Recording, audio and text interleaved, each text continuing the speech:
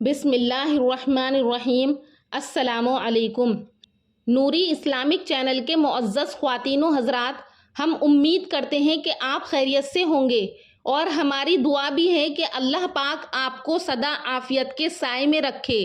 ہمارا آج کا موضوع حضرت ہود علیہ السلام کا واقعہ ہے۔ ناظرین اکرام، قرآن کریم میں حضرت ہود علیہ السلام کا 7 جگہ ذکر آیا ہے۔ حضرت ہود علیہ السلام کا نسب نامہ یوں ہے کہ ہود بن شالخ بن ارفخشد بن سام بن نوح علیہ السلام۔ ایک قول کے مطابق ہود علیہ السلام کا نام عابر ہے جو کہ شالخ کے بیٹے تھے۔ ہود علیہ السلام کی قوم کو قوم عاد اور قوم ارم بھی کہا جاتا ہے کیونکہ عاد اور ارم ہود علیہ السلام کے اجداد تھے۔ ہود علیہ السلام کی قوم احقاف نامی ایک بستی میں تھی، اس میں آباد تھی، اور یہ بستی عمان اور حضر موت کے درمیان واقع تھی، اور وہاں پر ریت کے ٹیلے بہت زیادہ تھے کیونکہ احقاف ریت کے ٹیلوں کو کہا جاتا ہے۔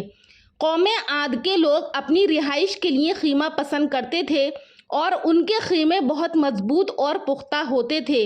یہ لوگ ان خیموں کو بڑی مہارت سے بناتے تھے اور پھر ان پر فخر کرتے تھے۔ اللہ تعالیٰ نے ان کی کاریگری اور فن کی مثال دی ہے کہ وہ اپنے خیموں میں آباد تھے جن کے ستون بہت مضبوط تھے اور طاقتور تھے۔ ان لوگوں نے شہر اور بستیوں کو ایسی کاریگری سے بنایا کہ یہ کافی مشہور ہو گئے۔ یہ زمینوں میں خیمے بناتے اور اسی کے ساتھ پہاڑوں میں محل بھی بناتے تھے۔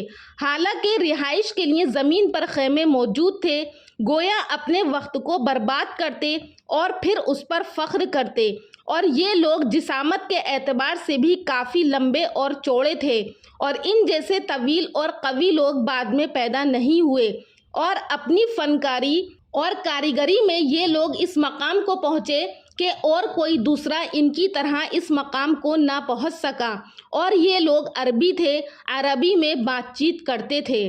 ناظرین اکرام، طوفان نوح کے بعد نوح علیہ السلام کے بیٹوں سے آگے نسل چلی اور لوگ توحید پر ہی قائم تھے، اور نوح علیہ السلام کے بیٹے سام، اس کی نسل میں حضرت ہود علیہ السلام اور ان کی قوم آئی ہے۔ جب قوم عاد آئی تو شیطان نے ان کے دلوں میں وسوسہ ڈالا، اس طرح وہ شیطان کی عبادت کرنے لگے۔ چنانچہ نوح علیہ السلام کے بعد جس قوم نے سب سے پہلے بت پرستی اختیار کی وہ قوم عاد تھی، اور قوم عاد کے لوگ بت پرست تھے اور اپنے سے پہلی قوم نوح علیہ السلام کی طرح بت پرستی میں ماہر تھے۔ تاریخ قدیم کے بعض ماہرین کہتے ہیں کہ ان کے معبودان باطل بھی نوح علیہ السلام کی قوم کی طرح ود، سوا، یغوث، یعوق اور نصر ہی تھے، اور حضرت عبداللہ ابن عباس رضی اللہ تعالیٰ عنہ سے ایک روایت منقول ہے کہ ان کے ایک بت کا نام سمود اور ایک کا نام ہتار تھا۔ اس قوم کو اللہ تعالیٰ نے بہت ڈیل ڈول دیا تھا اور وہ بہت طاقتور قوم تھی۔ مفسرین بیان کرتے ہیں کہ ان کے جسم بہت مضبوط اور ٹھوس تھے اور بہت زیادہ لمبے تھے، اور یہ لوگ بہت زیادہ فنکار تھے۔ ان کی فنکاری کو ہود علیہ السلام کی زبانی اللہ تعالیٰ بیان کرتے ہوئے فرماتا ہے کہ ہود علیہ السلام نے ان سے کہا کہ کیا تم ایک ایک ٹیلے پر بطور نشان کھیل لگاتے رہے؟ مطلب یہ کہ یہ لوگ پہاڑوں کی چوٹیوں پر محل تعمیر کرتے تھے۔ جب ان سے کہا جاتا کہ تم رہتے تو زمین پر ہو اور پھر گھر پہاڑوں پر بناتے ہو، اس کی کیا وجہ ہے، اور تم اتنے مضبوط محل تعمیر کرتے ہو، گویا ہمیشہ یہیں رہو گے۔ یہ لوگ دراصل پہاڑوں میں پتھروں سے محل بنانے کا ہنر رکھتے تھے، اور ان کا مقصد اس میں رہنا نہیں تھا بلکہ صرف طاقت اور کھیل کود کے لیے ایسا کرتے تھے۔ اللہ تعالیٰ نے سورہ حامیم سجدہ آیت 15 میں بیان کرتے ہوئے فرمایا ہے کہ پس قوم عاد نے تو بے وجہ زمین میں سرکشی شروع کر دی اور کہنے لگے کہ ہم سے زیادہ زور آور کون ہے؟ کیا انہیں یہ نظر نہیں آیا کہ جس اللہ نے ان کو پیدا کیا ہے وہ ان سے بہت ہی زیادہ زور آور ہے؟ ناظرین اکرام، قوم عاد اپنی طاقت اور جسمانی قوت کے غرور میں ایسی چمکی کہ انہوں نے خدائے واحد کو بالکل بھلا دیا اور اپنے ہاتھوں کے بنائے ہوئے بتوں کو اپنا معبود مان کر ہر قسم کے شیطانی اعمال بے خوف اور خطر کرنے لگے۔ تب اللہ تبارک و تعالیٰ نے ان میں سے ایک پیغمبر حضرت ہود علیہ السلام کو مبعوث فرمایا، اور حضرت ہود علیہ السلام عاد کی سب سے زیادہ معزز شاخ خلود کے ایک فرد تھے۔ جو کہ سرخ اور سفید رنگ کے تھے اور ان کی داڑھی بڑی تھی۔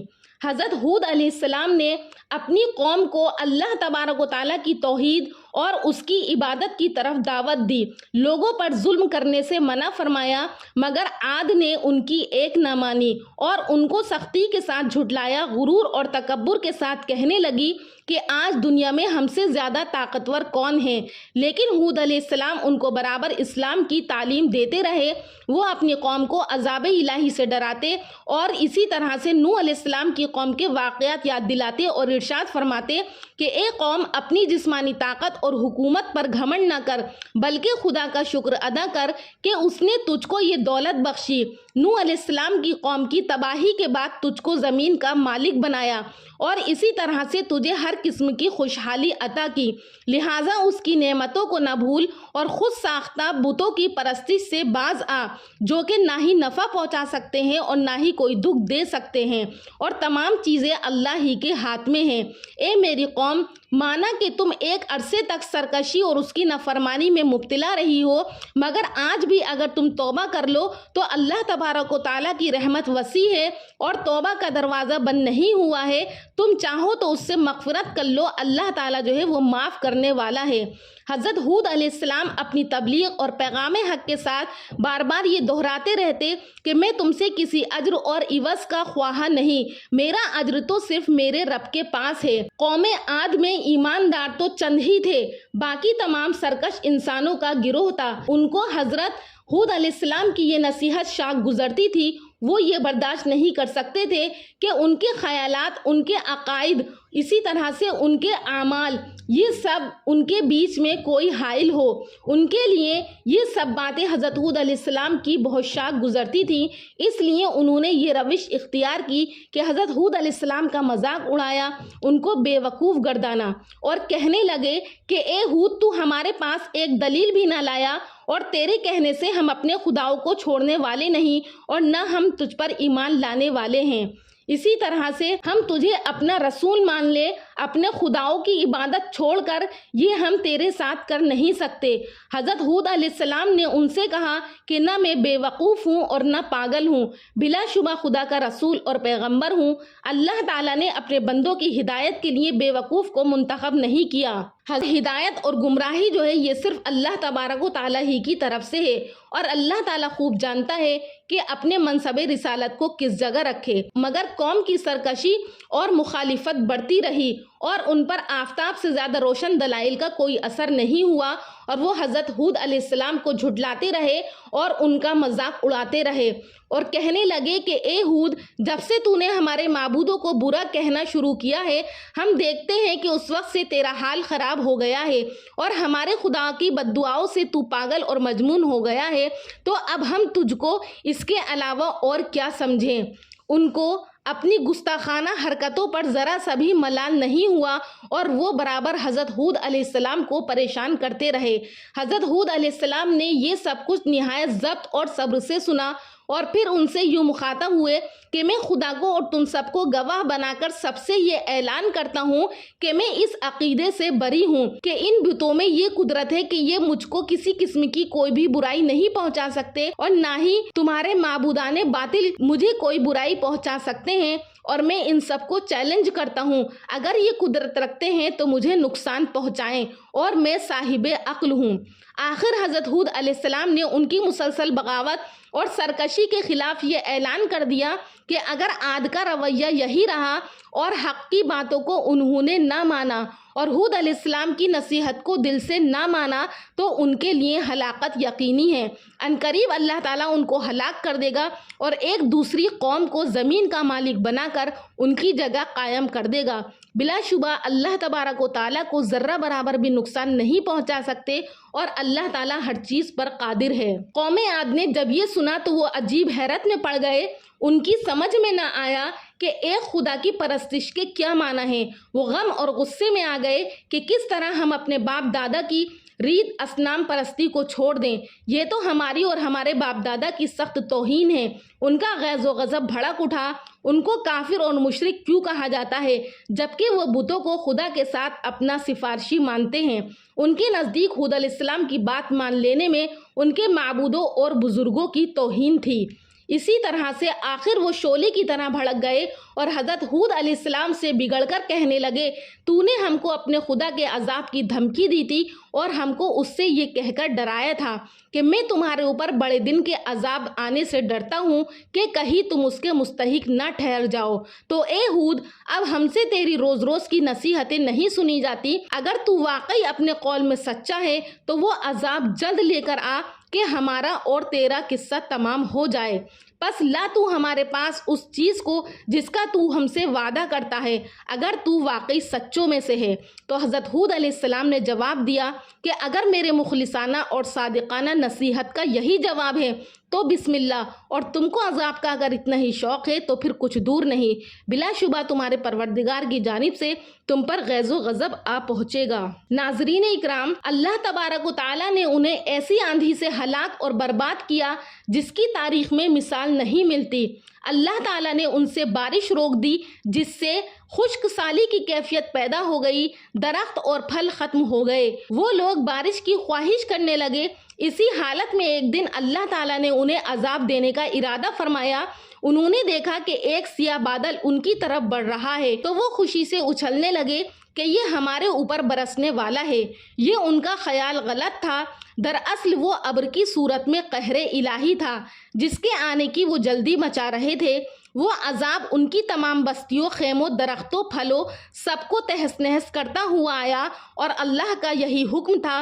और उस वक्त आंधी इतनी तेज थी कि पहाड़ों पर तामीर महल को भी उड़ा ले गई। मुजरिमों का यही बदला है। और अल्लाह ताला सूरह ज़ारियात में कौम आद को मुखातब करके फरमाता है कि जब हमने उन पर एक मनहूस आंधी चलाई, जिस चीज़ से होकर गुजरती थी उसको बोसीदा हड्डी की तरह चूरा किए बगैर ना छोड़ती थी। फिर आद ने झुठलाया कि कैसा था मेरा अजाब और मेरा खड़खड़ाना।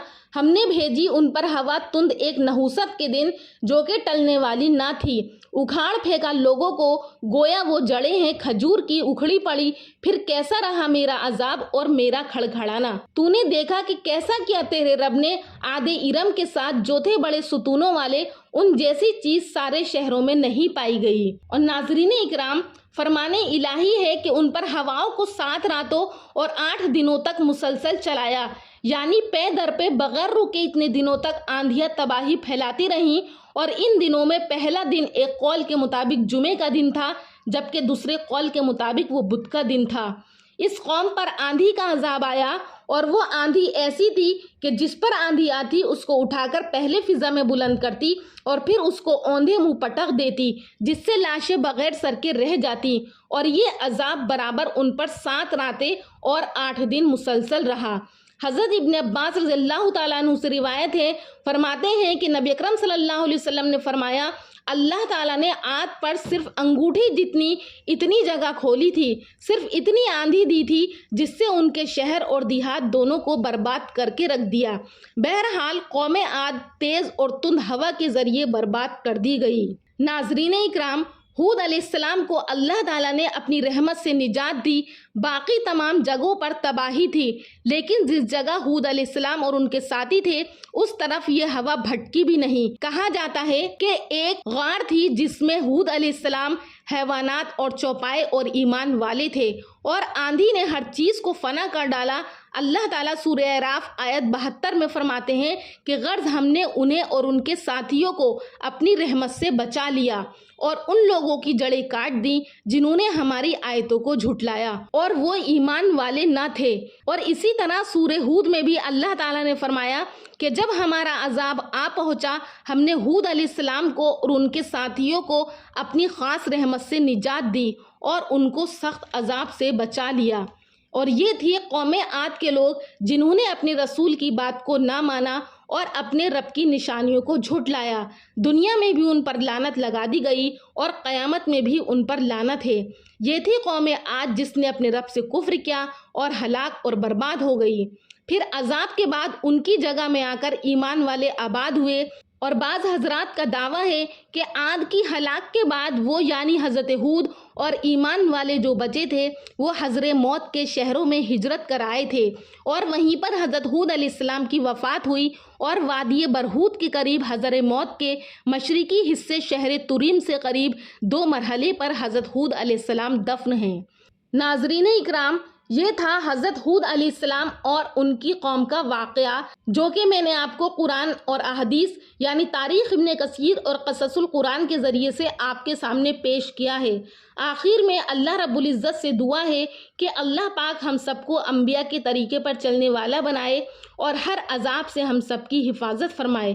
انشاءاللہ پھر ملاقات کروں گی اگلی ویڈیو میں ایک نئے ٹاپک کے ساتھ، تب تک کے لیے اللہ حافظ۔